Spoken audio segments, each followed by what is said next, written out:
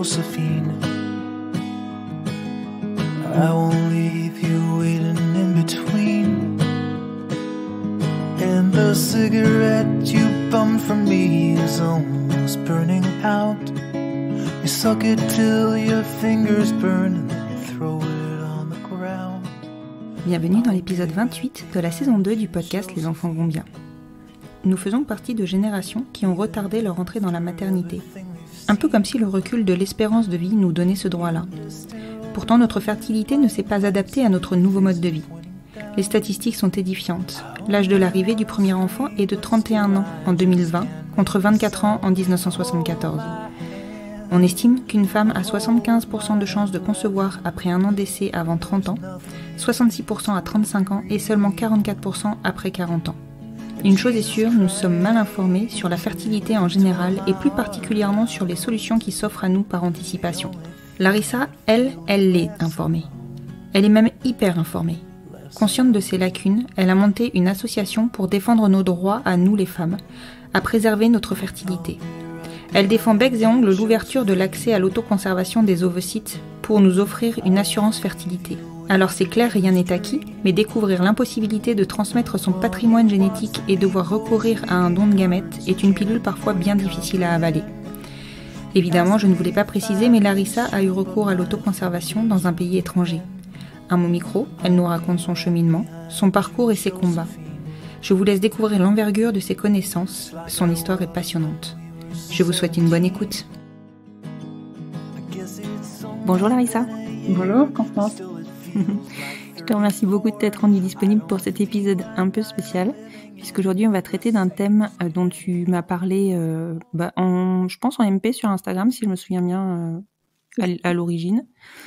Thème qui, je pense, peut intéresser beaucoup de monde, qui n'est pas encore très connu et surtout pas peu pratiqué. Donc voilà, je pense qu'on va bien débroussailler le terrain ensemble et je pense que tu vas ouvrir des perspectives. Pour commencer, est-ce que tu peux te présenter, s'il te plaît ? Alors, je m'appelle Larissa, j'ai 35 ans, je vis à Paris. Je suis lesbienne et célibataire. Voilà, j'ai autoconservé mes ovocytes. C'est sur ce sujet qu'on se voit aujourd'hui. Exactement. Donc, le déroulé de l'enregistrement va être un petit peu différent de d'habitude puisque on va surtout traiter de l'autoconservation des ovocytes, mais évidemment du contexte autour. Est-ce que tu peux me raconter un peu ton contexte sentimental ? Eh ben, écoute, j'ai jamais vraiment été en couple sauf ces 2 dernières années. Et donc, à l'âge de 30 ans, quand j'ai autoconservé, j'avais jamais vraiment eu de vie de couple. J'étais à la fin de mes études, j'ai fait des études très longues, de 10 ans. Je venais de terminer, je commençais ma vie professionnelle et voilà, j'ai eu connaissance parce que j'arrive pas à arrêter les études, donc j'avais repris des études dans un autre domaine, en sociologie, sur justement les sujets en rapport avec ça, avec la PMA, tout ça. Et c'est dans le cadre de ces études-là que j'ai pris connaissance en fait de la baisse de fertilité ovarienne avec l'âge et de la technique d'autoconservation des ovocytes qui est aujourd'hui possible. Et en fait, tu as entendu parler donc ça, c'était durant tes études, mais est-ce que dans tes études, on te précisait si c'était faisable ou pas en France ? Oui, bien sûr, le sujet, c'était justement que ça ne l'était pas. D'accord. Tous nos voisins européens.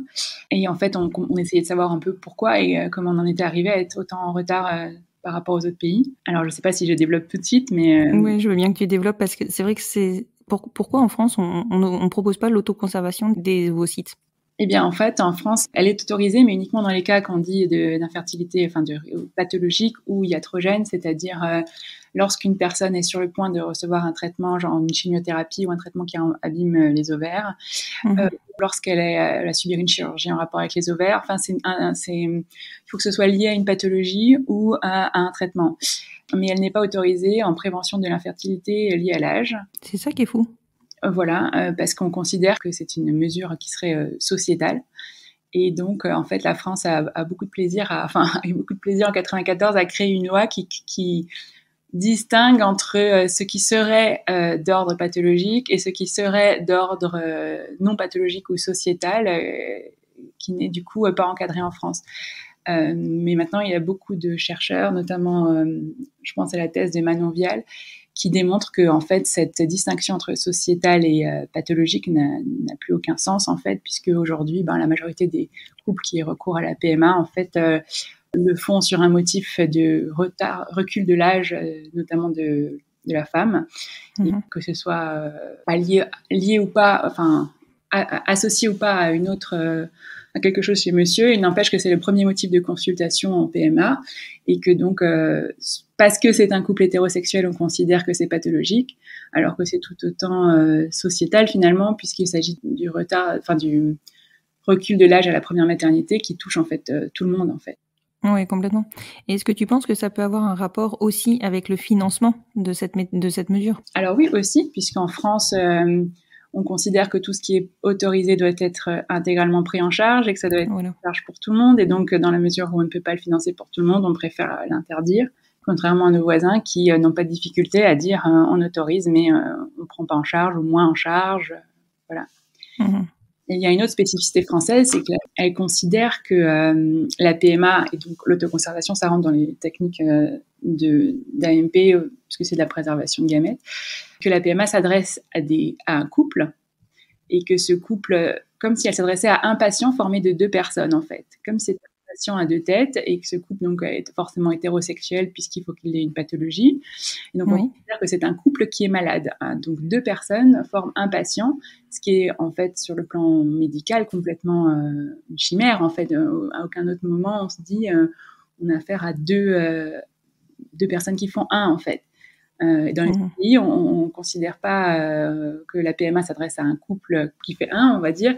Elle s'adresse aux femmes et donc on considère que voilà, le patient c'est madame et elle vient seule ou en couple, que ce soit avec un homme ou une femme. Et donc c'est pour ça qu'il n'y a aucune difficulté pour les autres pays à ouvrir la PMA en fonction et ouvrir l'autoconservation, puisqu'en fait il s'adresse à une femme, alors qu'en France on s'adresse à un couple. Oui. Et d'ailleurs, tu me l'évoquais tout à l'heure hors micro, si le couple se dissout alors qu'il y a eu conservation des ovules, enfin des ovocytes, la femme n'a plus accès à ces ovocytes. C'est ça ? Les ovocytes, je ne sais pas. Il est possible que les ovocytes puissent être récupérés par la dame, sauf que si c'est des embryons... Ah oui, c'était des embryons dont on parlait. Plus personne n'y a accès, en fait, puisqu'en fait, le consentement est donné par le couple comme si c'était un seul individu. Et donc, si l'un des 2 partenaires du couple sort du consentement, s'il y a une séparation ou qu'il retire son consentement, peu importe, le projet s'arrête. Il peut s'arrêter jusqu'au transfert des embryons. Une fois que les embryons sont transférés, évidemment, on ne peut plus faire demi-tour, mais jusqu'au transfert, et quels que soient les risques qui ont été pris par madame, monsieur peut interrompre la PMA à n'importe quel moment. D'accord. D'où le contexte aussi et la législation qui risque de changer autour de la PMA post-mortem, puisque là, par défaut, monsieur forcément sort de l'équation. Mais c'est différent la PMA post-mortem puisque c'est basé sur le fait qu'en amont, il a donné son consentement. Oui, c'est-à-dire qu'il avait signé en amont. Il ne le reprend plus. En cas de décès, s'il n'a pas signé ça en amont, il n'y a pas de PMA post-mortem possible. Donc, c'est pas vraiment un retrait de consentement. Alors que quand il y a une séparation ou qu'il y a un changement d'avis, où monsieur décide que finalement il veut sortir du processus, tout s'arrête pour madame. Alors que donc en médecine, c'est quand même très choquant parce que si vous voulez, en médecine, on considère toujours que tous les traitements doivent être balancés en fonction du risque et du bénéfice, c'est-à-dire qu'on ne peut pas prendre un risque à un patient s'il n'a pas derrière un bénéfice plus grand que le risque qu'il prend. Sauf que dans un couple hétérosexuel, c'est madame qui prend tous les risques. Et donc, le fait que le bénéfice soit soumis au consentement de monsieur pose cette question. C'est-à-dire que si madame va s'engager dans des processus de PMA très risqués, très longs, très coûteux pour elle aussi sur le plan émotionnel, sur le plan de sa carrière, etc. Si on fait ponction sur ponction pendant des années, qu'au final, elle perd peut-être ses chances, par exemple, si le problème venait de monsieur et qu'elle est en PMA pour ça, et le temps passe, si tu veux, et elle perd peut-être ses chances d'avoir des enfants avec quelqu'un d'autre, admettons, et si monsieur, à la fin, finalement, se sépare d'elle et puis change d'avis, elle a perdu tout ce temps, et au final, elle n'a plus d'accès à ses embryons, elle n'a plus accès à rien, en fait. Et donc, cette question du rapport bénéfice-risque dans le couple, se pose. Et c'est un peu sur ce sujet-là que j'ai abordé cette question et que j'ai découvert l'autoconservation. Voilà. D'accord. Et tu me disais tout à l'heure, là tu évoquais le fait qu'il y avait plusieurs pays limitrophes qui pratiquaient cette méthode-là. Est-ce que tu peux nous dire À quel pays, en tout cas, tu penses, toi? Alors, la plupart des pays européens pratiquent l'autoconservation qu'ils appellent sociétale, que ce soit la Belgique, l'Espagne, les pays classiques qu'on connaît, mais aussi tous les pays du Nord, le Luxembourg, la Hollande, le Danemark, même l'Angleterre, tous les pays scandinaves. Après, je sais pas pour l'Italie et les pays plus à l'est de l'Europe, mais voilà, en fait, dans la mesure où c'est une méthode qui vise à prévenir le recours aux dons d'ovocytes et à raccourcir, si tu veux, la PMA liée à l'âge. En fait, il n'y a pas eu de sujet éthique dans la majorité des pays. En fait, dès que l'autoconservation, dès que la technique était au point, elle a été accessible tout de suite. D'accord. Alors, en France, en fait, on a aussi il y a une autre chose en France qui est spécifique, c'est qu'on a une règle qui dit que dans la loi de bioéthique, tout ce qui n'est pas explicitement autorisé est interdit. Alors que la majorité des autres pays disent tout est autorisé sauf interdiction. Et c'est pour ça que l'autoconservation, quand c'est arrivé, ça a été directement interdit en France parce qu'on a considéré que le législateur doit l'autoriser. Statuer. Voilà. D'accord. Et alors toi, parce que donc tu me dis que tu as fait des études longues d'une dizaine d'années, ensuite tu es reparti sur d'autres études. T'entends parler de cette méthode-là. Quel chemin tu fais pour te dire que tu vas la mettre en place toi de ton côté, parce que tu sais que c'est interdit en France, donc tu sais que tu vas devoir aller à l'étranger. Enfin voilà, quel chemin tu fais? Eh bien, en fait, il y a eu un cumul de choses. Déjà, j'ai eu 30 ans et ça m'a fait un peu une douche froide. C'est le choc un peu, la trentaine. L'accélérateur de l'âge. Et puis, dans la foulée, on m'a diagnostiqué aussi une endométriose légère, donc une toute petite lésion qui est à distance de l'utérus et des ovaires, mais qui du coup m'a fait un peu comme un électrochoc. Je me suis dit, bon, cette maladie, elle est évolutive. Si elle évolue, que j'ai une lésion, admettons, sur les ovaires ou peu importe, enfin, les deux se sont cumulés dans ma tête et je me suis dit, il faut le faire au bon âge, c'est-à-dire maintenant. Et donc, dès que j'ai eu les moyens, en fait, dans l'année, parce que c'était ma première année de travail, et bien, je me suis dit, bon, allez, ça va être un peu mon cadeau des 30 ans. Et donc, voilà, j'ai contacté l'UZ Bruxelles. D'accord. Sur recommandation. Sur recommandation. Ouais. Du coup, pour toi, c'était évident que c'était la Belgique? Oui, déjà parce que c'était une recommandation. Donc, en fait, on m'avait conseillé ce médecin-là parce qu'il avait beaucoup publié sur le sujet et que je voulais pas le faire dans une petite clinique. Je voulais que ce soit fait dans un grand centre qui ait l'habitude de faire déjà de la préservation de fertilité pour raisons médicales. Parce que c'est une technique quand même qui nécessite un peu d'apprentissage, on va dire, et donc je préférais être entre de bonnes mains. Et aussi parce que comme à l'époque, on pouvait encore en Belgique recourir à un donneur ouvert, qui était ce que je savais que je voudrais faire si jamais j'aurais des enfants, puisque en tant que lesbienne, je savais que je devrais recourir à un don. Et j'avais déjà réfléchi un peu à cette question. Et donc, en Belgique, on pouvait encore à l'époque. Donc, je me suis dit, bon, ben voilà, la Belgique, c'est le bon endroit, c'est le plus près. Et ça me permettra de me mettre à bien mon projet parental tel que je l'entends déjà. Oui, parce que finalement, tu avais ce projet-là bien en amont. Enfin, pour réfléchir à conserver ces ovocytes, c'est qu'on sait qu'on veut devenir parent. Ah oui, mais ça, je le sais depuis que j'ai 14 ans. Donc, en fait, oui, donc le chemin vers le don, il a été rapide, en fait, dans ma tête. Dès que j'ai eu connaissance de l'existence du don de gamètes, je me souviens que j'avais genre 21 ans. Je crois que j'avais entendu Martine Gross à la librairie Kléber à Strasbourg, pour te dire, ça remonte. Et donc voilà, donc l'idée c'était d'aller dans le pays où c'est le plus pratique, de faire un mix entre mes trois besoins, que ce soit fait par un centre qui a l'habitude, dans un pays qui est accessible facilement, et puis qui permet la mise en œuvre du don de gamètes comme je le souhaite, c'est-à-dire accès aux origines, voilà. D'accord. Depuis, la loi a changé en Belgique. Voilà, à l'époque, c'était possible encore. D'accord. Et donc, du coup, l'UZ Bruxelles, donc tu contactes ce professeur ou ce médecin? Oui, si, mais les professeurs, maintenant, ils travaillent plus là-bas, mais j'ai contacté en avril, je crois. Ils ont eu rendez-vous pour la première consultation en juillet. Je pense que c'est moi qui ai demandé juillet pour mes disponibilités. C'était assez rapide. Et donc, on m'a fait le premier jour, en une journée, j'ai eu les 3 rendez-vous qu'il fallait faire, c'est-à-dire le psy. J'ai pas compris pourquoi, mais j'ai dû voir le psy. Toujours en Belgique. Je pense pour vérifier que mon consentement était bien éclairé et libre, que j'avais pas de pression externe. J'ai vu l'infirmière et le médecin. Enfin, d'abord le médecin et ensuite l'infirmière. Et puis ensuite, on m'a dit, le cycle que vous choisissez, vous nous dites et c'est parti. Donc, voilà. Et alors, ça se passe comment? Alors, le premier rendez-vous, donc, c'était avec la psy. Ça a duré, je pense, montre en main 10 minutes. Elle a vérifié que j'étais bien en capacité de consentir, que j'avais bien connaissance de ce que je faisais. Et elle m'a posé une question qui m'a un peu interloquée. C'est: est-ce que ça vous pose pas de problème éthique de pratiquer, de recourir à une technique qui est normalement utilisée pour les personnes qui ont une pathologie? Et donc, à ça, j'ai répondu que pas du tout, qu'au contraire.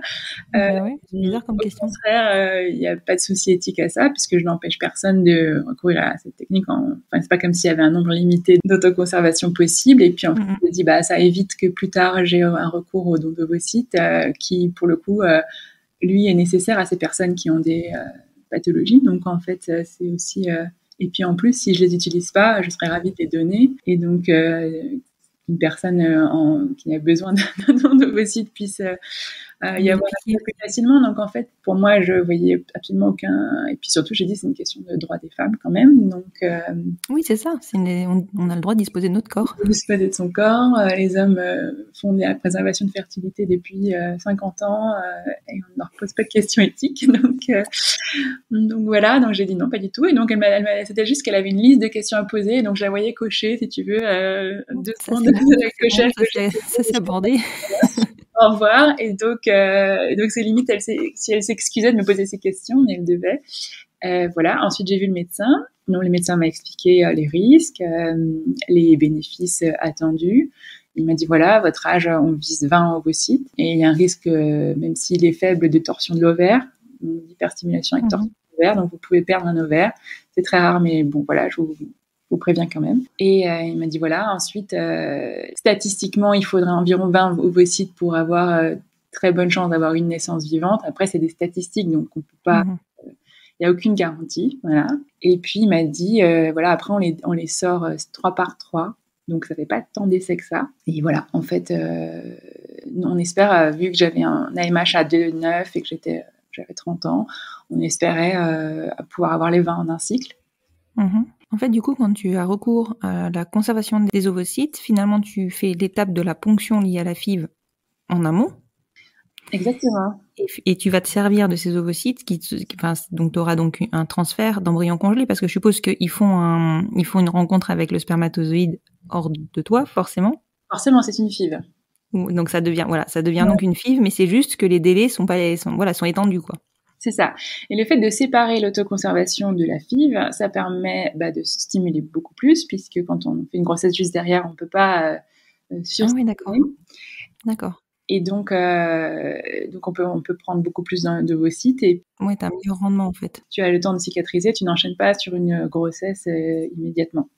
D'accord. Et donc, ça permet aussi, au moment où tu commences la grossesse, tu n'as plus de ponction à faire.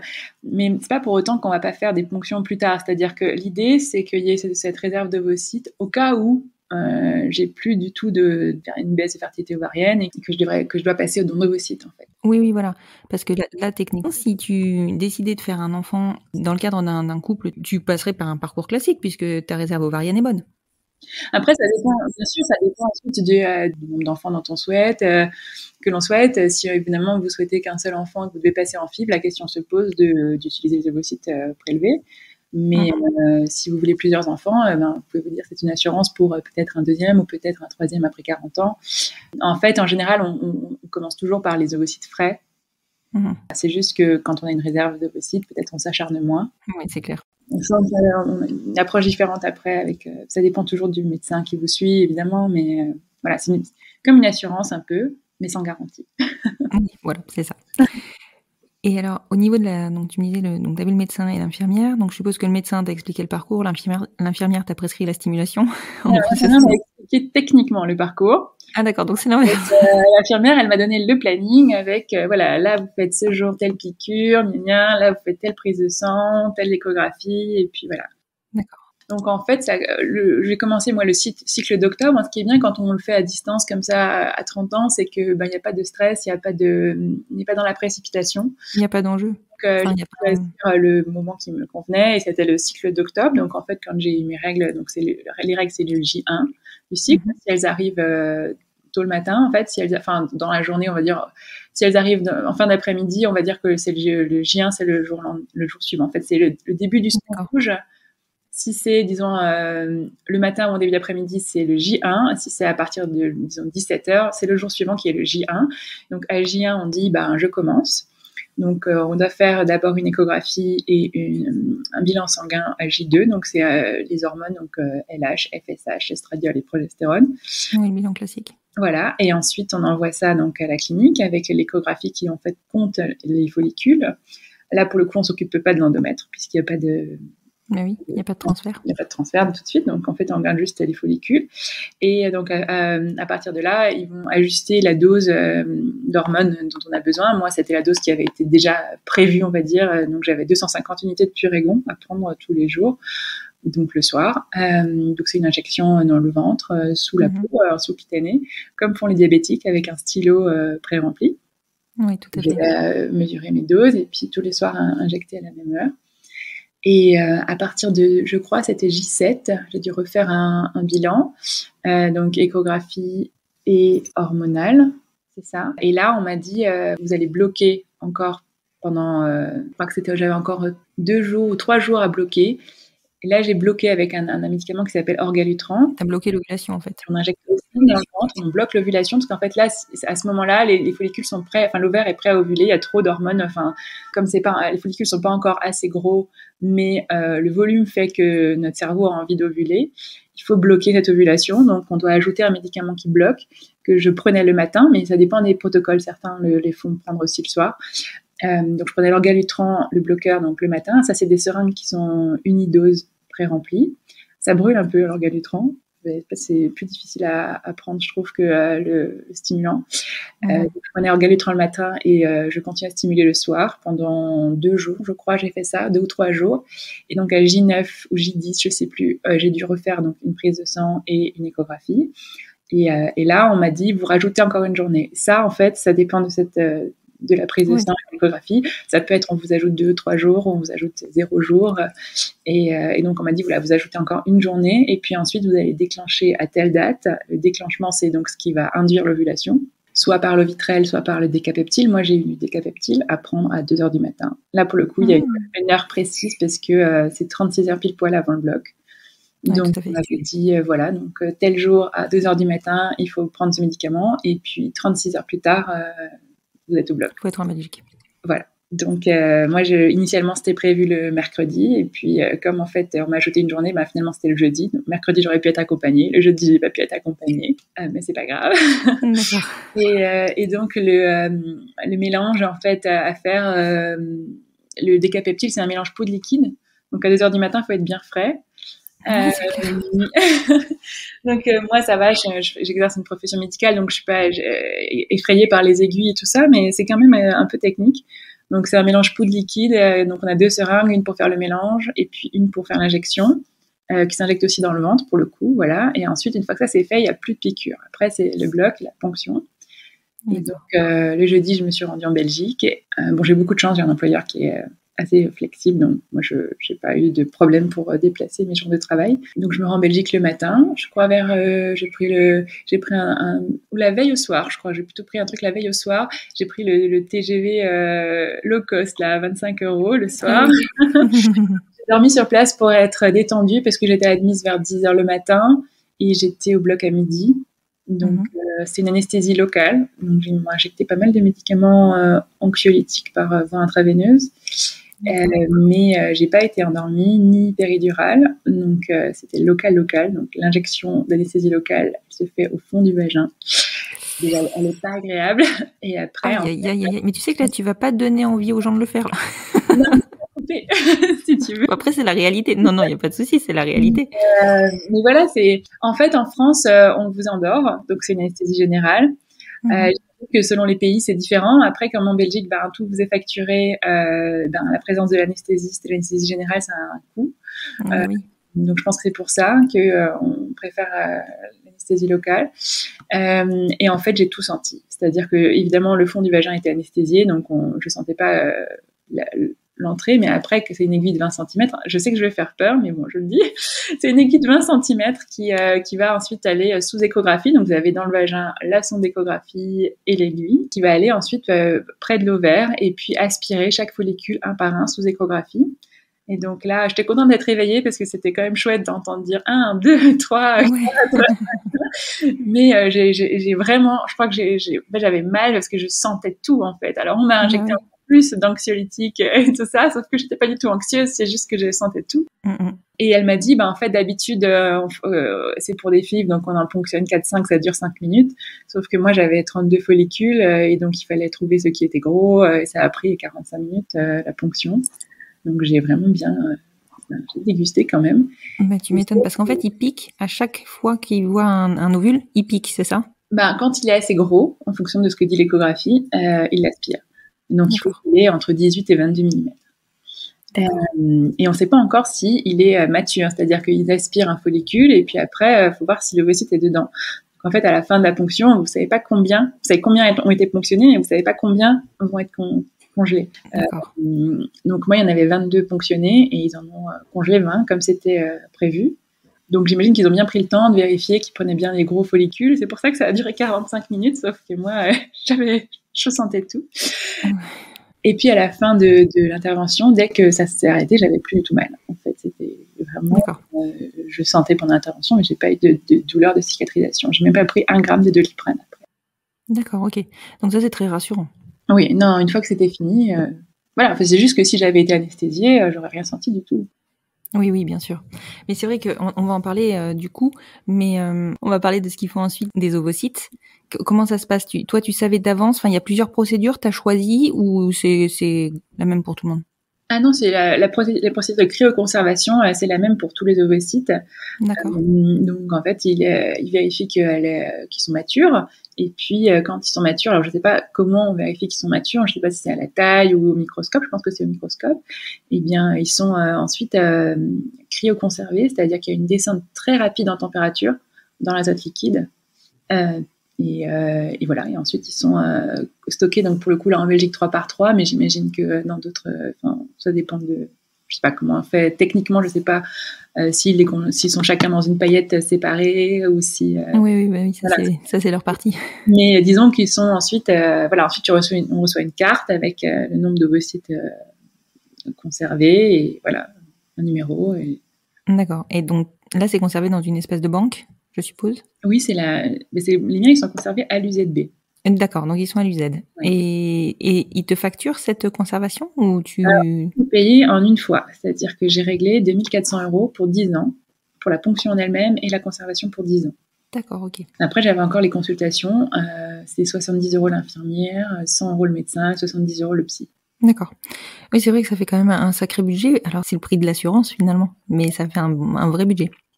Bien sûr, surtout qu'après, quand on les réutilise, il faut ajouter le prix de la FIV. C'est ça, du transfert. Voilà, et du transfert.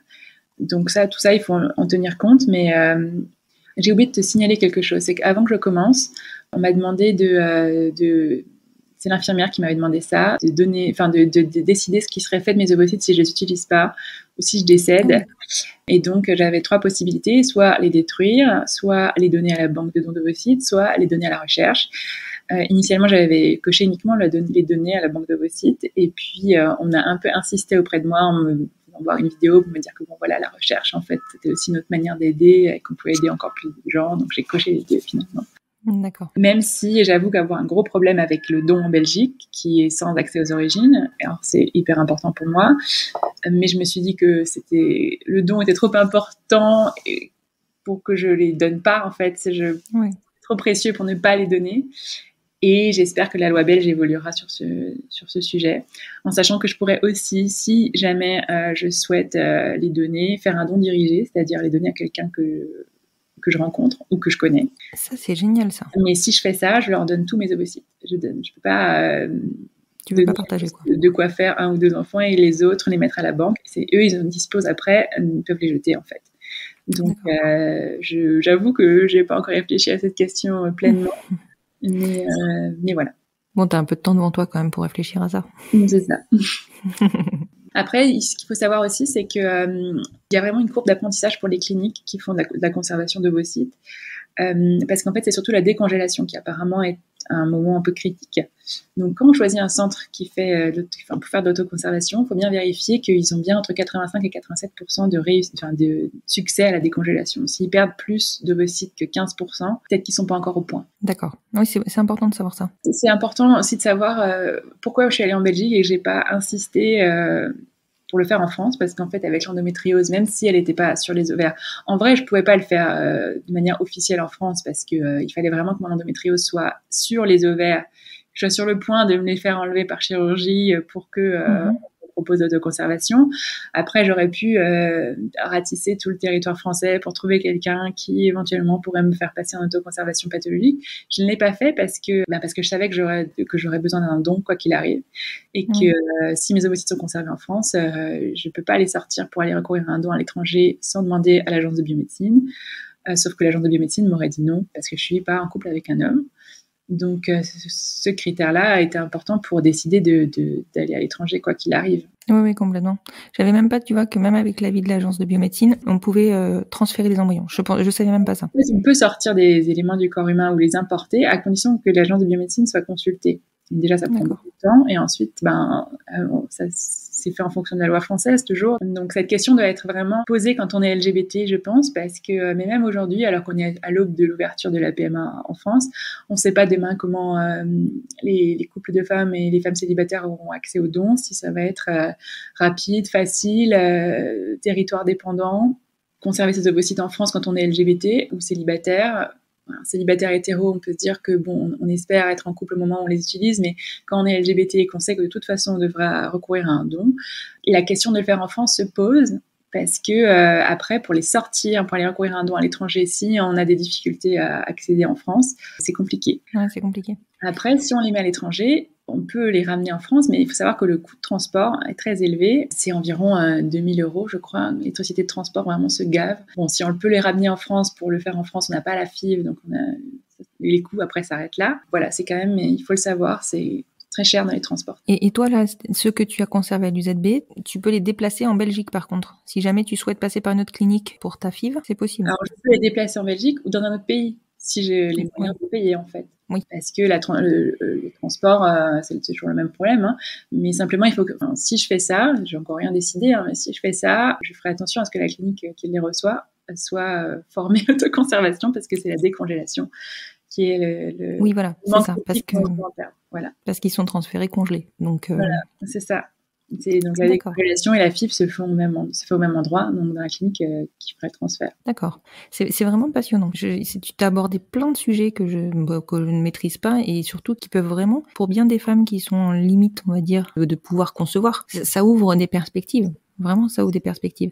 Et du coup, ma question est la suivante. Est-ce qu'ils peuvent t'auto-conserver, en tout cas effectuer une ponction, même si pour eux, tu as dépassé l'âge qui te permet d'avoir un bon rendement, on va dire? Alors oui, en fait, j'ai après rappelé un professeur de Vos qui aujourd'hui est chef de l'UZB pour lui poser d'autres questions sur ce sujet. Et c'est vrai que j'aurais demandé comment il pratiquait exactement l'autoconservation avec les patientes. Et il m'a dit, quand une femme vient avant 30 ans, eux, ils n'ont pas de plancher ni de limite d'âge, mais c'est vraiment des guides de bonne pratique. Avant 30 ans, si une femme veut autoconserver, ils ne l'incitent pas à le faire, parce que les risques sont élevés que finalement elle ne les utilise pas et qu'elle arrive à concevoir sans dans l'intervalle. Mais si elle le souhaite vraiment, c'est-à-dire que si elle dit voilà, moi j'ai pas prévu d'avoir des enfants avant 35-37 ans parce que X, Y raison, ou je suis militaire, je pars à l'étranger, j'aimerais conserver, peu importe, eh bien ils le font parce que ils considèrent que c'est le meilleur rapport bénéfice-risque, parce que plus on est jeune et plus l'autoconservation est légère en termes de risque, c'est-à-dire moins il faut ponctionner d'ovocytes pour avoir des bonnes chances d'avoir une naissance vivante. Et plus on obtient d'ovocytes en un seul cycle de stimulation avec une stimulation basse. C'est-à-dire, plus on vieillit, et moins on a de follicules, et plus ils sont de mauvaise qualité. Il y a deux choses. Il y a la quantité de follicules, d'ovocytes, et leur qualité, c'est-à-dire, en fait, est-ce qu'ils ont bien leurs 13 chromosomes qui font qu'ils vont être viables. Et donc, ces deux choses cumulées font que plus on avance en âge, et plus il faut d'ovocytes en nombre pour avoir une bonne chance de naissance vivante, et moins on en a par cycle. Et donc, plus il faut fonctionner. Ils les testent, les ovocytes ? Non, ça, on peut le savoir que sur l'embryon. D'accord, donc en fait, le vrai risque, il est là. C'est vraiment d'avoir des ovocytes de mauvaise qualité, ou en tout cas de moins bonne qualité. Plus tu avances en âge et moins la qualité est bonne. C'est ça. En fait, ces ovocytes qu'on dit aneuploïdes, c'est-à-dire qu'ils vont donner un embryon qui n'aura pas 26 chromosomes, et qui donc soit aura une monosomie, donc 25 chromosomes, donc n'est pas viable, soit aura une trisomie, et dans ce cas-là, il n'est pas viable dans 90% des cas, sauf si c'est une trisomie 21. Voilà. D'accord. Et donc, c'est aussi pour ça qu'on fait le test de trisomie 21 à partir de 35 ans. C'est pour la même raison, en fait. Parce que nos ovocytes ne sont plus aussi euploïdes. Enfin, il y a moins d'ovocytes, il y en a plus qui sont avec 14 chromosomes, en fait. D'accord. Voilà. Avec le recul, t'as quel âge aujourd'hui, Larissa ? J'ai 35 aujourd'hui. Donc t'as 35. Donc ça fait 5 ans que tu as fait cette procédure. Avec le recul, est-ce que tu es toujours très satisfaite d'avoir fait cette ponction, enfin cette autoconservation, ou est-ce que tu ne le referais pas ? Si tu ne le referais pas, pourquoi ? Non, je regrette pas de l'avoir faite parce que dans les deux cas, que ce soit pour moi ou pour le don, je serais ravie d'avoir fait cette autoconservation, en fait. Je serais ravie d'être donneuse si j'ai la chance de pas les utiliser, et je serais ravie de les avoir si j'en ai besoin, donc je regrette absolument pas. Surtout que le fait de l'avoir fait au bon âge fait que ça s'est vraiment passé comme une fleur, c'est-à-dire que, mis à part ce que j'ai ressenti pendant l'intervention, j'ai senti, la cicatrisation, j'ai absolument aucun effet secondaire, j'ai retravaillé normalement. Pendant la stimulation, j'ai travaillé, ça s'est très bien passé, j'ai pas eu de douleur, j'ai pas eu d'hyperstimulation, ça s'est vraiment bien passé. Ouais, t'as tout bien vécu. Donc je regrette pas de l'avoir fait. J'ai pas fini de répondre à la question sur l'âge en Belgique. Avant 30 ans, ils le font, mais ils ne l'incitent pas à le faire. Entre 30 et 35, ils incitent à le faire. C'est-à-dire que si une femme vient en étant célibataire, en disant je veux conserver, ils le font en abondant à la demande, en disant que voilà, là, si vous êtes célibataire entre 30 et 35 et que vous souhaitez absolument être en couple pour concevoir, alors il y a des fortes chances que vous commenciez après 35 ans, et que donc vous alliez en FIV, et que donc soyez content de les avoir, en tout cas. Après 35 ans, la fertilité baisse, c'est-à-dire que le taux de naissance vivante avec les ovocytes autoconservés baisse, vraiment. C'est pour ça qu'on arrête le don d'ovocytes à 37 ans. Et donc là, c'est à voir en fonction des paramètres individuels, mais là, ils n'incitent plus. Mais si la patiente vraiment le souhaite, en ayant connaissance des risques, ils le font encore. À partir de 40 ans, en revanche, c'est terminé. D'accord. Voilà. Ce que je précise, Larissa, parce que je pense que tous nos auditeurs ont pu l'entendre, c'est que tu es quelqu'un d'extrêmement informé, que tu aimes apprendre sur ce domaine-là, et que c'est parce que tu as poussé tes études dans un autre domaine que tu as découvert cette technique-là. C'est vrai qu'en France, on n'en entend pas ou peu parler, sauf effectivement dans les cadres de PMA un peu compliqués, on va dire. Comment tu penses, enfin je sais que tu œuvres de ton côté pour informer sur beaucoup de choses. Est-ce que tu informes aussi sur cette possibilité ? Oui, en fait, on a créé une association avec 2 amis en 2018 pour porter ce sujet, parce que personne ne le portait. Et en fait, ça s'est très bien passé. On a déposé un dossier pour soutenir l'autoconservation comme une méthode de prévention de l'infertilité liée à l'âge auprès du CCNE. Et comme il y avait une espèce de accord unanime de toutes les sociétés savantes et de toutes les assos sur ce sujet, le CCNE s'est prononcé favorable à cette autoconservation très rapidement. Et donc, super. Notre association a étendu ces sujets d'expertise à toute la PMA et surtout à la prise en charge des femmes en PMA, avec que ce soit les couples de femmes ou les femmes dans les couples hétérosexuels qui recourent au don d'ovocytes ou pas d'ailleurs. Ça revient à ce que je racontais un peu au début sur les rapports bénéfices-risques dans les couples hétéros. Et en fait, voilà, donc on a déposé pas mal de... Enfin, on n'a pas déposé, on a soumis à nos chers parlementaires des propositions d'amendement, notamment de l'article 2 qui prévoit l'autoconservation, dont la plupart ont été déposées mais pas adoptées. Elles ont été adoptées, enfin, c'était la première mesure, la mesure la plus importante, c'est l'ouverture de l'autoconservation à tous les centres qui font de la PMA en France, parce que les centres de la PMA font déjà de l'autoconservation pour les couples, mais ils ne peuvent pas le faire pour les patientes célibataires. Voilà, donc en fait, ils savent faire, mais ils en font peu et uniquement pour les couples. Et donc, l'idée, c'est comme là, en l'état actuel de la loi, il n'y a que les sécos, donc les 16 sécos en France qui font du don de gamètes, qui pourraient faire d'autoconservation. Et ils ont eux-mêmes annoncé qu'ils n'étaient pas en capacité de le faire pour l'autoconservation parce qu'ils n'ont pas assez d'espace. Enfin, ils seraient débordés, ils ne seraient pas en capacité de faire cette activité suffisamment. Donc déjà, on sent que ça va être difficile à mettre en place. Donc, les centres privés, c'était la clé pour permettre à toutes les femmes d'accéder à l'autoconservation quand elles le souhaitent, dans un délai correct, parce qu'on sait que souvent, quand elles décident de le faire, elles sont déjà avec la montre, elles ont déjà 34, 35, voire plus. Et donc, chaque mois compte. Donc, si vous avez 2 ans de délai d'attente pour accéder au sécos, vous perdez vos chances. Donc, c'était la première mesure. Et ça a été refusé. Donc, donc, en fait, l'autoconservation, elle va être ouverte sur le papier, mais elle va être difficile d'accès ensuite dans les faits. Ensuite, on souhaitait aussi que l'autoconservation soit proposée aux couples en début de FIV pour qu'il n'y ait pas 50 000 ponctions, alors qu'il est possible de faire en une fois grosse ponction en début de FIV. Voilà. Après, il y a plein d'autres mesures qui vont avec, notamment le fait de permettre aux personnes trans de procréer avec leurs propres gamètes. Ouais. C'est-à-dire qu'aujourd'hui, on leur permet de devenir parents, de changer de sexe à l'état civil en gardant leur capacité de procréer, mais on ne prévoit pas comment ils vont être parents ensuite, et surtout, on leur permet pas forcément d'utiliser leurs propres gamètes, notamment s'ils veulent faire une ROPA ou peu importe. En fait, souvent ils ont des gamètes congelées, mais ils peuvent pas les utiliser. On va leur proposer de recourir à un don alors qu'ils ont leurs propres gamètes, ce qui est totalement contraire à la règle commune de la PMA, qui est qu'on recourt au don uniquement quand on a épuisé ses capacités de procréer en intraconjugal. Et c'est pareil pour la ROPA. On a aussi sorti des tribunes et soutenu très fortement la ROPA auprès de tous les parlementaires, parce que les propos qui ont été tenus par la ministre sont scandaleux. L'interdiction de la ROPA n'a absolument aucun sens, puisque c'est l'équivalent d'une FIV avec don d'ovocytes dans un couple hétéro. C'est une FIV avec un gamète du couple et un gamète du don. Quand on entend dire que c'est un don dirigé ou qu'il y a une gestation pour autrui, c'est à s'arracher les cheveux, en fait. Et donc, on va obliger des couples de femmes à recourir à un don d'ovocytes alors qu'elles ont des ovocytes dans le couple, juste parce qu'il y en a une qui a une infertilité utérine et que celle qui peut porter n'a une infertilité ovarienne. Enfin, c'est ubuesque la situation dans laquelle on se retrouve.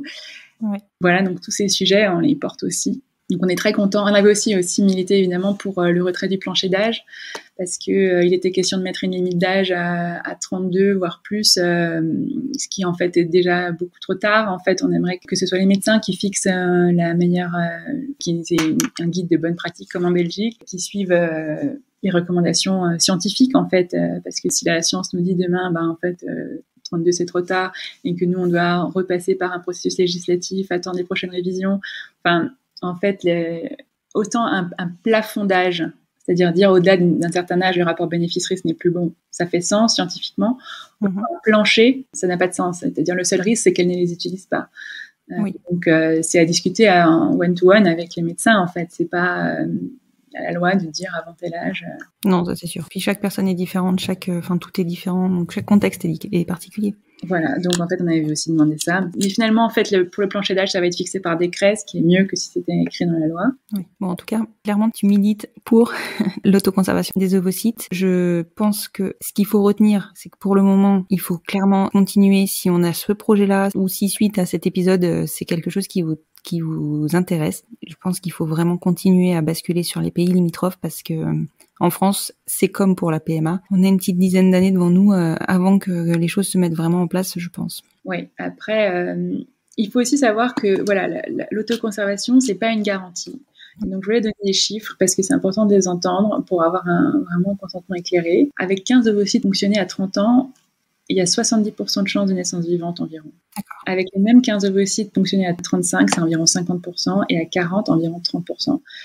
Voilà, donc il faut toujours garder en tête que l'autoconservation, c'est ceinture plus bretelle, mais c'est pas une garantie. C'est une marche avant le recours à un don d'ovocytes. Et quand les femmes pensent à autoconserver, je leur parle toujours du don d'ovocytes, parce que je pense que c'est important de l'avoir dans un coin de sa tête pour que si l'option arrive, ça ne vous tombe pas sur le coin de la figure après des années d'espoir de pouvoir concevoir avec ses propres gamètes. C'est important de l'avoir en tête, parce que je pense que c'est un chemin d'aller vers le recours au don. Il faut que les femmes en entendent parler, même si elles ont toutes les chances et que tout se passe bien. C'est important d'avoir quand même en tête. Oui, c'est ça. Et puis c'est vrai qu'on entend aussi de plus en plus parler de ménopause précoce. Donc finalement, tu vois, je me dis que si déjà t'as en tête cette possibilité-là, enfin tu vois, si les femmes sont informées dès le début de leur vie sexuelle de ce genre de possibilité-là, ou en tout cas dès le début de leur potentielle envie de conception, je pense qu'il y aurait moins de drames de gens qui découvrent qu'elles sont en ménopause précoce et que il n'y a pas d'autre solution que d'avoir recours à un don de gamètes parce que les choses auraient été faites peut-être en temps et en heure. Bien sûr, hein, donc en fait informer sur l'évolution de la fertilité avec l'âge, c'est hyper important. Donc, vraiment, en fait, la période où on est le plus fertile, c'est entre 22 et 25 ans, même un peu avant. Entre 20 et 25 ans, et à partir de 25 ans, et encore à cet âge-là, dans un cycle naturel, on va dire avec conception sans PMA, les chances de grossesse, c'est 25%, c'est-à-dire une chance sur 4. À 30 ans, on est, je crois, à une chance sur 6. Et donc, c'est une petite baisse, une petite courbe qui baisse. Et puis, à partir de 30 ans, ça baisse drastiquement. À 35 ans, on est une chance sur 10, je crois, ou sur 15. Et puis, à 40 ans, c'est 2% de chance par cycle. Oui, c'est vraiment un décrochage à partir de 30 ans et après un deuxième décrochage à partir de 34-35 où là, c'est une baisse exponentielle. Donc, évidemment, c'est des moyennes. Donc, il y a toujours des femmes qui vont avoir une grossesse spontanée à 38, 39, 40, mais c'est pas la majorité. Et c'est important d'avoir ça en tête, de l'avoir dès qu'on est jeune et de pouvoir faire des choix éclairés finalement. Voilà, en fait, ce qui se passe aujourd'hui, c'est vraiment un mouvement massif de recul de l'âge à la maternité. C'est, comme je disais au début, c'est un fait sociétal majeur. On n'est pas dans quelque chose de l'ordre de la pathologie. C'est que en une génération, l'âge de la première naissance est passé de 25 à maintenant plus de 31 ans. Et ça recule de manière très rapide en fait, et c'est pas juste les femmes qui reculent l'âge de la maternité, c'est les hommes et les femmes, parfois même les gens qui sont en couple, c'est pas juste le célibat, c'est les couples aussi qui profitent en fait de leur vie de jeunes adultes avant qui reculent l'entrée dans la parentalité. En fait, c'est un peu comme si avec l'allongement de la durée de la vie, on avait gagné un âge supplémentaire dans la vie, c'est-à-dire comme si on avait redéployé le calendrier biographique, c'est-à-dire que avant, on passait de la vie chez ses parents à ensuite la vie de parents. On passait très vite de l'un à l'autre. Et maintenant, on a gagné une décennie entre 20 et 30 ans qu'on pourrait dire l'adulte adolescent ou la grande adolescence ou la jeune adultéité, je ne sais pas comment le dire. Un âge où les jeunes expérimentent des relations sans engagement, où ils voyagent, où ils font des études et où et surtout, voilà, ils ont des relations sans engagement, ils expérimentent et c'est seulement à partir de la trentaine qu'on envisage vraiment la construction d'un foyer familial, en fait. Ça touche tout le monde, même les gens qui n'ont pas fait d'études. Ce n'est pas quelque chose de niche, en fait. C'est vraiment un fait sociétal majeur et donc le recul de l'âge de la maternité va entraîner un recours à la PMA massif dans les années à venir.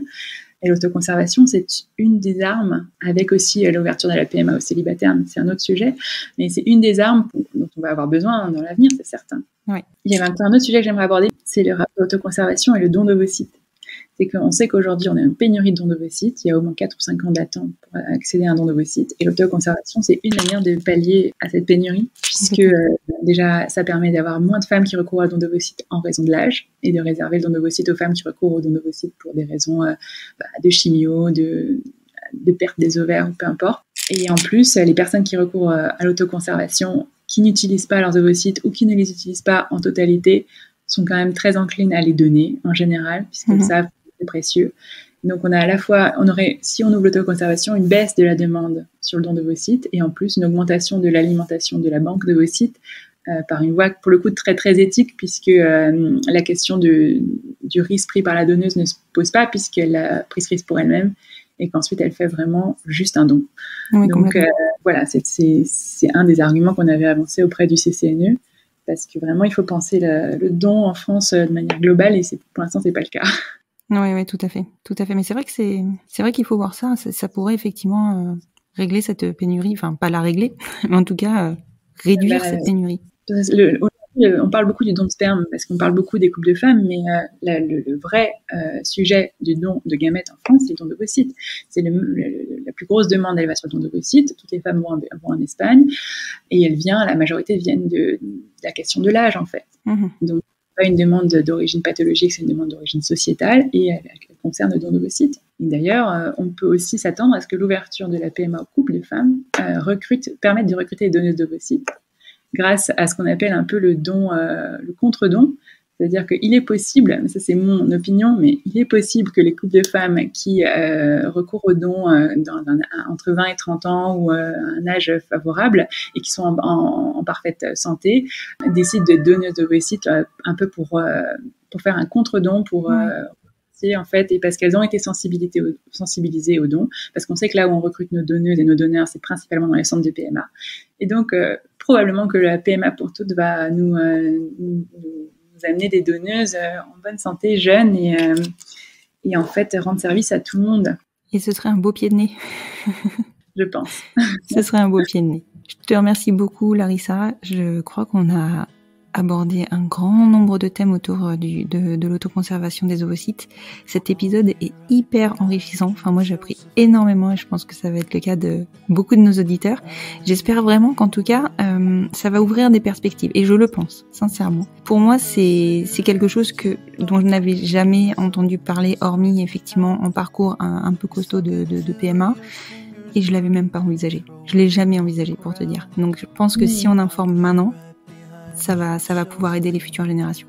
Oui, et surtout le fait que les LGBT ont à prendre en compte l'idée de leur don futur, de leur recours aux dons futurs. Et donc pour choisir leur pays, pour choisir leur stratégie, on va dire, avec les incertitudes que l'avenir nous réserve, faire leur choix de manière éclairée, avec toutes les histoires de coups que nous, on a dans la balance, que les autres n'ont pas, en fait. Exactement.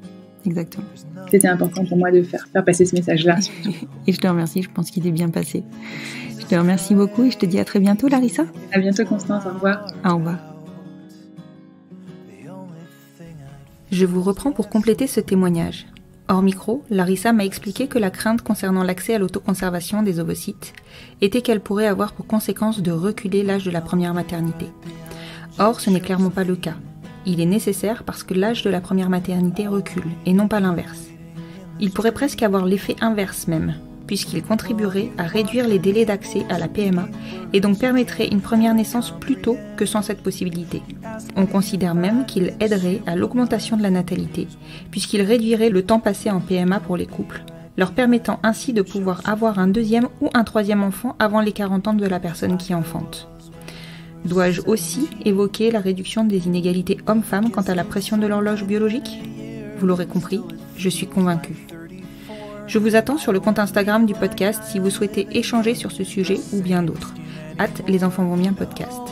Et si cet épisode vous a plu, vous pouvez le partager, le faire découvrir et surtout n'hésitez pas, encore une fois, à le noter ou à noter le podcast sur votre plateforme d'écoute préférée. Ce sont évidemment ces notations qui permettent de faire connaître un peu plus le podcast. Je crois que je vous l'ai déjà expliqué. L'algorithme des plateformes de podcast est aussi exigeant que celui d'Instagram notamment.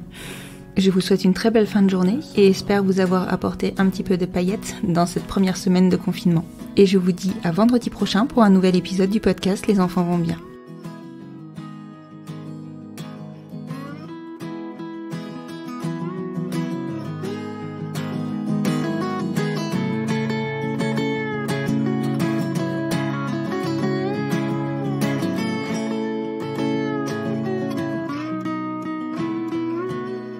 I'll be right behind you, Josephine. Even when my soul's an amputee, and my bleeding heart is sinking in the lake inside my chest. So I grab what I can cling to and I leave behind the rest. Now hold my hand, I'll hold my breath. There's nothing in this world we really own.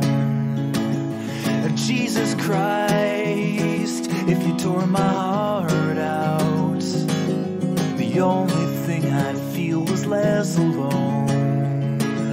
Now hold my hand and take my breath and leave behind the things you'll never own. And Jesus Christ, please tear my heart